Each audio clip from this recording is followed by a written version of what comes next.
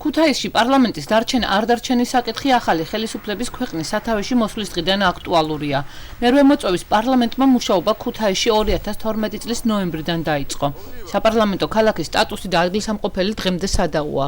2014 წლის სექტემბერში საკანონმდებლო ორგანომ საკომიტეტო მოსმენებით თბილისში მდებარე პარლამენტის ძველ შენობაში განაახლა. კონსტიტუციით განსაზღვრულ ადგილას მხოლოდ პლენარული სესიები მიმდინარეობს. პარლამენტის თბილისში გადატანას ქუთაისში მოქმედი არასამთავრობო ორგანიზაციები არაერთხელ გამოეხმაურნენ, მაგრამ უშედეგოდ. ამჯერად NGO სექტორმა მოძრაობა დააფუძნა, დაიცავით საქართველოს კონსტიტუციის 42 მუხლი ამ სლოგანით საზოგადოება ქუთაისში საპარლამენტო ინსტიტუტის შენარჩუნებას ითხოვს. დღეს დავაფუძნეთ მოძრაობა, დაიცავი საქართველოს კონსტიტუციის 42 მუხლი, იმიტომ რომ თვლით, რომ ყველა მოქალაქის და განსაკუთრებით ხელისუფლების მოვალეობა რომ დაიცვას კონსტიტუცია.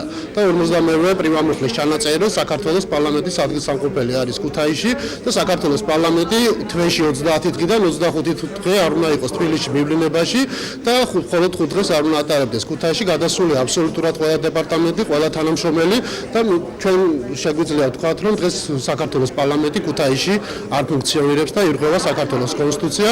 ჩვენი მიზნები უახლოეს მომავალში იქნება შეხვედრების ორგანიზება საზოგადოების წარმომადგენლებთან, დაინტერესებულ პირებთან, ამიტომ სამართლებრივ ჭრილშიც იქნეს განხილული ეს საკითხი და ხმა მივაწვდინოთ როგორმე ცენტრალურ და ადგილობრივ ხელისუფლებას, რათა შევინარჩუნოთ საქართველოს პარლამენტის როგორც ინსტიტუტი მთლიანად ქალაქ ქუთაისში. ქუთაისში პარლამენტის ფუნქციონირების აუცილებლობას საზოგადოება სხვადასხვა არგუმენტებით ხსნის.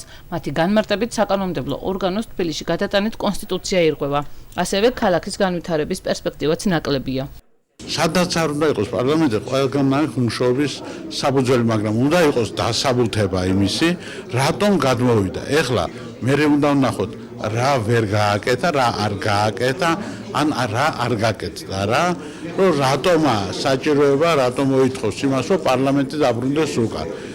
თუ იმიტომ რომ მთავრობა და პარლამენტი ერთად უნდა იყოს, ჩამოვიდეს ბატონო ქუთაისში მთავრობის სახლიც კი გვაქვს, გარდა პარლამენტისა.